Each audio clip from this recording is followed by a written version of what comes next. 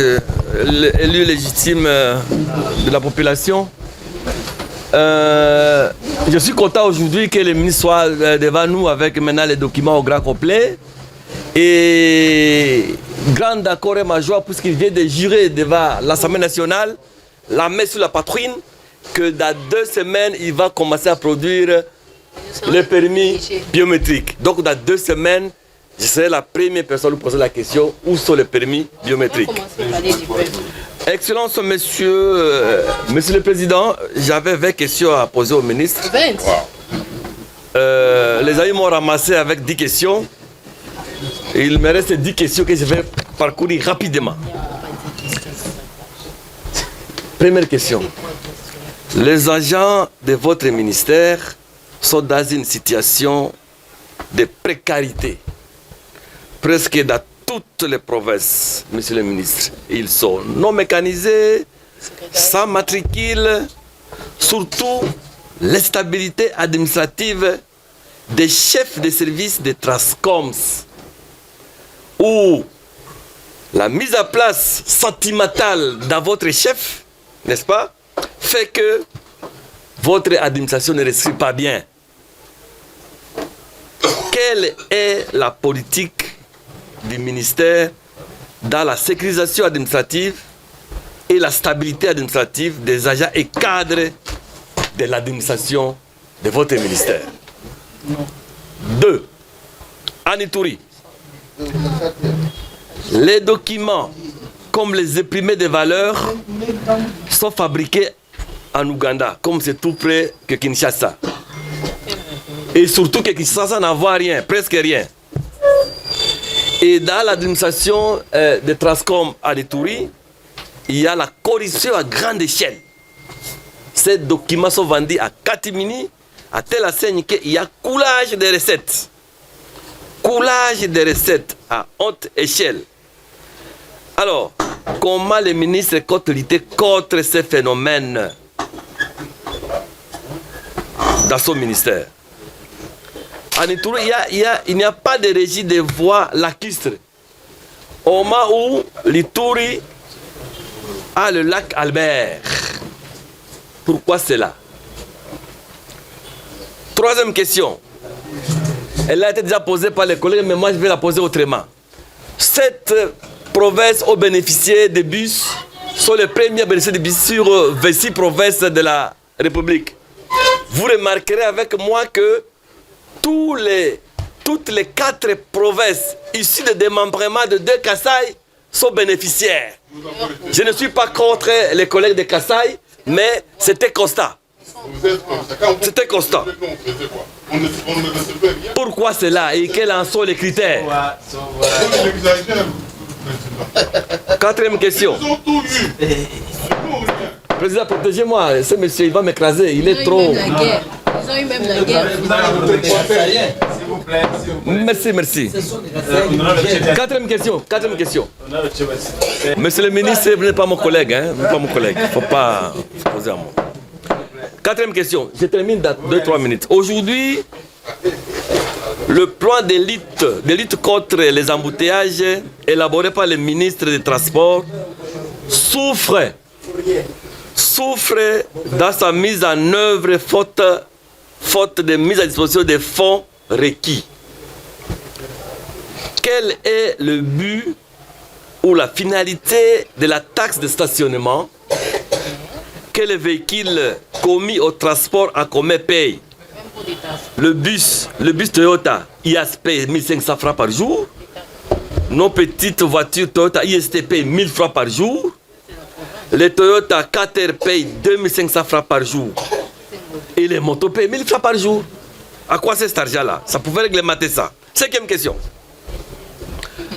Pourquoi pas, Excellence, Monsieur le Ministre, la création des Transco fluviales pour l'aéroport d'Indjili? On peut prendre les Transco fluviales directement au beach ici. Dans 10-15 minutes, on est à l'aéroport. Au lieu de passer par les embouteillages, par Massina et Consort. Pourquoi vous ne pouvez pas raisonner cela? Je vous donne l'idée si vous n'en aviez pas. Et c'est une très bonne idée qui est applaudie par les collègues et par tous les Quinois. 6e question. Pourquoi à partir de 17h, le prix des transports. Imaginez la question. Pour de simples raisons, double, voire même triple, dans plusieurs tronçons, qui doit contrôler? Qui doit réglementer? Les phénomènes des receveurs dans les transports en commun, qui doit réglementer? Parce qu'il y a des receveurs qui font des accidents. Qui doit réglementer le nombre de passagers au bord des bus? Souvenez-vous de l'époque des musées. Il y avait quand même le respect aux femmes, mais aujourd'hui, comment les gens se mettent, se présentent dans le bus? Je ne voulais pas donner les détails, je n'ai pas beaucoup de temps. Qui doit réglementer ça? N'est-ce pas les ministres? Septième question. Qu'est-ce qui justifie la prolifération des services de l'État dans les ports fluviaux et maritimes? Parce que là, il y a des poteaux, comme ça se présente aussi dans les aéroports. Et ça fait la honte, monsieur le ministre. Ça fait votre honte. Je pense que c'est de votre responsabilité qui doit être mise pour que cela soit réglementé. Huitième question. La problématique des contrôles techniques.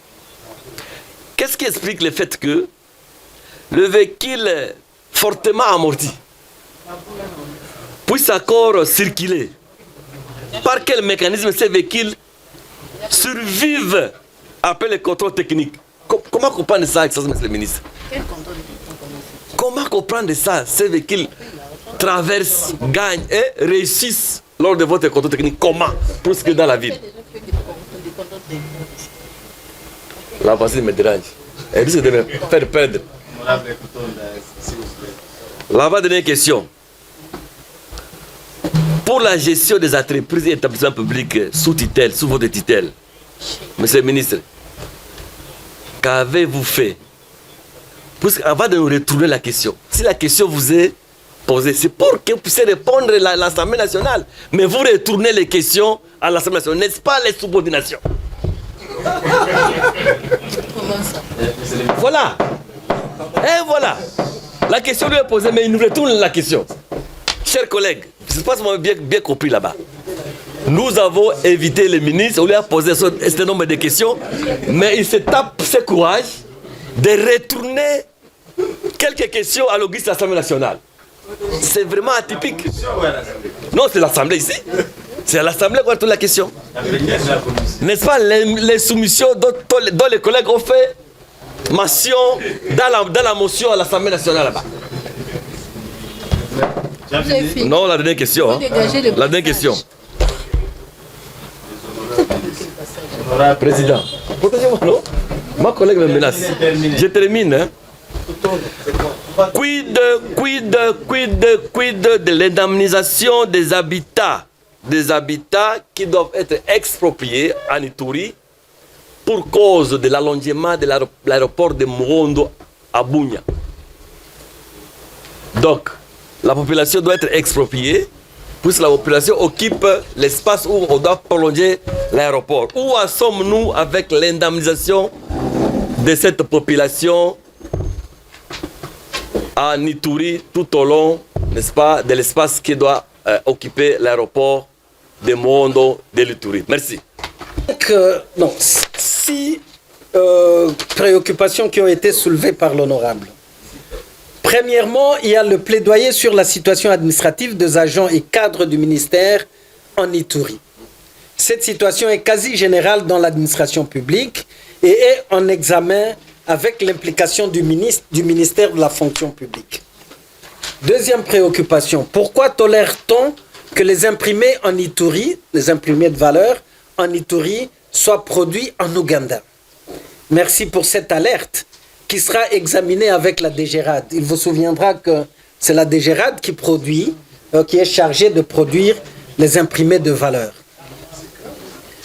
Troisièmement, quels sont les critères et le plan de déploiement de bus Transco en province? C'est déjà répondu, merci. D. Comment résoudre la problématique des embouteillages dans la ville de Kinshasa? Une étude approfondie est en cours avec l'implication de tous les ministères concernés, en l'occurrence le ministère de l'Intérieur, le ministère des Infrastructures, le ministère de l'Aménagement du Territoire et le ministère des Transports. J'annonce que même une initiative parlementaire a été prise quant à ce. Il y a des sénateurs qui organisent un séminaire pour adresser cette problématique des embouteillages. Et je pense que dans 48 heures ou 72 heures tout au plus tard, ce séminaire va avoir lieu. En fait, on cherche également des interactions. Du choc des idées jaillit la lumière, comme vous le savez, et les sénateurs vont proposer un schéma pour que nous arrivions à répondre de manière durable à cette problématique des embouteillages. Mais qu'à cela ne tienne, quelle est la lecture du ministère par rapport à ce phénomène d'embouteillage? J'avais indiqué ici que la ville-province de Kinshasa avait été construite pour abriter 500 à 600 000 habitants. Mais maintenant, nous sommes à 15 millions d'habitants. Donc l'explosion démographique, enfin les infrastructures et équipements de transport n'ont pas suivi l'explosion démographique. Il y a aussi le mouvement de population qui est un mouvement pendulaire dans la ville de Kinshasa. Le matin, nous voyons l'oscillation d'un seul côté. Tout le monde quitte la Tchangou, la commune le district de la Tchangou, pour venir en masse vers le centre-ville. Même le district de la Lukunga, tout le monde converge vers le centre-ville. Finalement, il y a engorgement de nos voies de communication, de nos routes. Ça participe également de cette réalité des embouteillages dans la ville. Pourquoi ne pas exploiter le fleuve pour contribuer à la résolution du phénomène des embouteillages dans la ville de Kinshasa? Encore une autre idée lumineuse, je dois le reconnaître, parce qu'au fait, au niveau du ministère, nous avons déjà un projet d'exploitation de bus et taxis fluviaux qui est en cours avec des partenaires turcs. Nous avons un boulevard naturel, notre fleuve.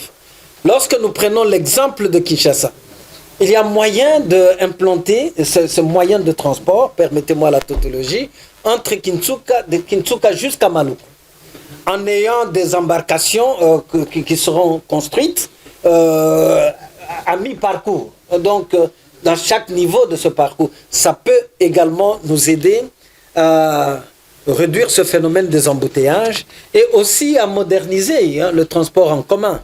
Imaginez des bateaux taxis qui prennent notre fleuve. Pour des compatriotes ici présents qui ont déjà eu le privilège de visiter Istanbul, en Turquie, il y a leur fleuve là, le Bosphorus. En tout cas, quand je vois le fleuve Bosphorus, je essaie de comparer à notre fleuve ici.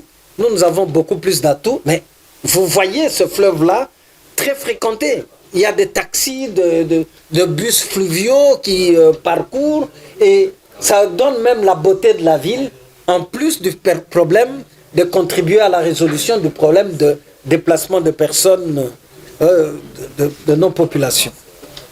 Donc, je salue cette observation de l'honorable par rapport à l'exploitation de notre fleuve pour pallier un tant soit peu ce problème d'embouteillage. Qu'en est-il des indemnisations des habitants expropriés pour la construction de l'aérodrome de Murongo à Bunia? Pardon? Murongo, pardon. Aéroport, pas aérodrome. C'est un aérodrome. Eh bien, je corrige, il s'agit de Murongo, c'est un lapsus. Je précise également que j'avais été à Bunia pour lancer les travaux de construction de cet aéroport. Eh bien, je demanderai le temps de pouvoir m'informer concernant cette problématique des indemnisations de populations qui habitaient dans les alentours.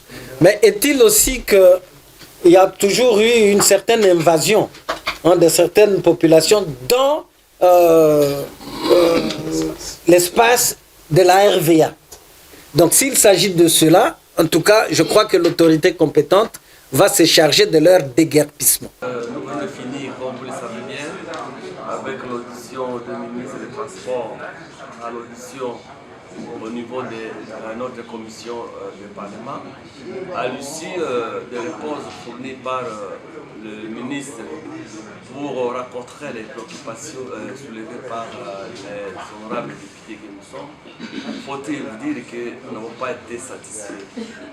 Nous avons bien voulu savoir la situation administrative des agents de transport et voies de communication de l'Ituri, leur matricule, la régularisation administrative, problème de grades, problème de mécanisation, problème d'attribution des matricules, eh bien, nous n'avons pas été satisfaits par les rapports par le ministre pour les agents de Transcom à l'Ituri. De la même manière, quand nous avons voulu savoir l'indemnisation de la population qui doit libérer leurs parcelles pour les travaux de prolongement de la piste de l'aéroport de Morongo à Bunia, même les ministres ne sont pas satisfaits. L'indemnisation de la population qui doit libérer leurs parcelles à Bunia traîne les pas. Et nous aurons bien voulu que les ministres nous disent un mot là-dessus. Eh bien, il n'a pas pu répondre à cette question, donc il ne nous a pas satisfaits. De la même manière aussi, nous devons dire que dans la distribution des bus Trasco aussi, le ministre a manifesté un comportement discriminatoire dans la mesure où il a privilégié certaines provinces au détriment d'autres provinces telles que l'Ituri. Aucun bus Trasco remis en Ituri jusque-là. Pourquoi ce comportement de la part du ministre? Et là aussi, il ne nous a pas satisfait. Donc jusqu'aujourd'hui, Ituri n'a aucun bus au moment où d'autres provinces en ont déjà autant. Je sais les noms de ces provinces, je ne vais pas les citer ici, je sais que vous les connaissez très bien. Pourquoi privilégier certaines provinces au détriment des autres provinces que l'Ituri? Donc zéro bus transport à l'Ituri au moment où on a besoin pour le transport urbain. De la même manière aussi, à ce qui concerne le dégorgement de la ville de Kinshasa, l'embouteillage qui est devenu un phénomène permanent ici dans la ville de Kinshasa, aussi le ministre du Transport ne nous a pas satisfaits. Nous aurions bien voulu savoir les mécanismes arrêtés par son ministère avec tous les autres ministères intervenant dans le secteur, n'est-ce pas, de la sécurité publique ici, l'intérieur, l'urbanisme, l'aménagement du territoire, les affaires foncières et le ministère des Transports pour étudier les mécanismes de désengorger, n'est-ce pas, la ville de Kinshasa de ce phénomène d'embouteillage. Personnellement, je n'ai pas été satisfait par toutes les réponses fournies par le ministre du Transport, aucune réponse pour la régularisation des situations administratives des agents de Transcom en Ituri, le désengorgement de la ville de Kinshasa, la distribution des bus Transcom dans les provinces, là où il y a eu un comportement discriminatoire de sa part. Eh bien voilà, je reste insatisfait et je te promets que je dois poursuivre mes démarches parlementaires autrement. Merci.